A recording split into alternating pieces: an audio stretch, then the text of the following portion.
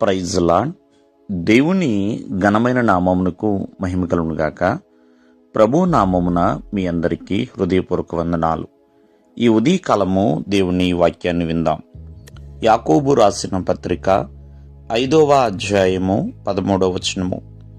మీలో ఎవనికైనను శ్రమ సంభవించినా అతడు ప్రార్థన చేయవలెను.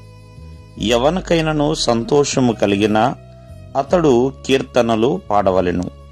ప్రియమైన వర్లరా, ఇక్కడ దేవుని వాక్యము ఏమని సెలవిస్తుంది అని మనం జాగ్రత్తగా ఆలకిస్తే, శ్రమ ఎవరికైనా సంభవిస్తే వారు ప్రార్థన చేయాలి. చాలామంది శ్రమలు కలిగినప్పుడు ప్రార్థన చేయటం మానేస్తారు. ప్రార్థన చేయటం మానేసి ఆ శ్రమలోంచి ఎలా బయటపడాలి, ఎవరిని పట్టుకోవాలి, ఎవరి దగ్గరికి వెళ్ళాలి అంటూ ఎంతో ఆవేదన పడుతూ ఉంటారు. కానీ దేవుని యొక్క వాక్యం సెలవిస్తుంది, మానవ జీవితంలో శ్రమలు అనేది పలు రకాలుగా ఉన్నాయండి. శ్రమ లేదని ఎప్పుడు కూడా దేవుడు చెప్పలేదని. ప్రతి ఒక్కరికి ఏదో ఒక శ్రమ అనేది ఉంటూ ఉంటుంది. ఆ శ్రమ దినములలో ఎక్కువగా ప్రార్థన చేయాలి.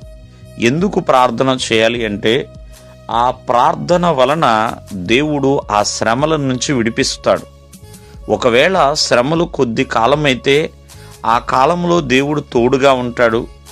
ఆ శ్రమలని జయించటానికి దేవుడు సహాయము చేస్తాడు. ప్రియమైన వర్లరా, ఎవరెవరినో సంప్రదిస్తూ ఉంటాం శ్రమల్లో. ప్రాముఖ్యంగా దేవాది దేవుణ్ణి మనము ఎప్పుడైతే ప్రార్థన చేస్తామో దేవుడు ఆ శ్రమల్లో తోడయుండి ఆ శ్రమల నుంచి విడిపించి గొప్ప చేస్తాడు. రెండవదిగా, సంతోషము కలిగిందా? నీ సంతోషాన్ని వారితోనో లేకపోతే ఎవరితోనో మరొకరితోనో పంచుకుంటున్నారేమో, కానీ దేవునితో కూడా పంచుకోవాలి. మీకు సంతోషము కలిగింది, ఆనందము కలిగింది ప్రియమైన వాళ్ళరా, మీ జీవితంలో ఎన్నో మేలులు జరిగినాయి కాబట్టి సంతోషముగా కీర్తనలు పాడు, కృతజ్ఞతా స్తుతులు చెల్లించు, ప్రభువుని స్తుతిస్తూ ఆరాధిస్తూ కీర్తనలు పాడుతూ మరి ఎల్లప్పుడూ స్తుతి గానాలతో దేవుని నామాన్ని మహిమపరిచేవారిగా ఉండాలి.